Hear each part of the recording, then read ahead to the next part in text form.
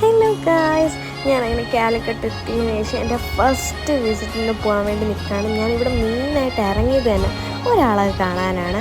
ഓനെ തന്നെ എനിക്ക് ആദ്യം പോയി കാണണമെന്നുണ്ട്. അപ്പം സാധാരണ നമ്മൾ കാണുന്നതൊക്കെ പുറത്തൊക്കെ വെച്ചായിട്ടാണ്. ഇതിപ്പോഴും സർപ്രൈസും കൂടെ ആയതുകൊണ്ട് ഞാൻ വീട്ടിൽ ഡയറക്റ്റ് പോയി കാണാനായിട്ടുള്ള പരിപാടിയാണ്. അതിന് ഓൻ്റെ പെങ്ങളുടെ ഹെൽപ്പൊക്കെ എടുത്ത് നമ്മൾ രണ്ടുപേരും കൂടെ പ്ലാനാക്കി സെറ്റാക്കി ഒരു കുഞ്ഞ് സർപ്രൈസ് കൊടുക്കാനായിട്ടുള്ള പരിപാടിയായിരുന്നു. അവൻ അറിഞ്ഞിട്ടുണ്ടാവില്ല ഞാൻ വരുന്നത് എന്തായാലും.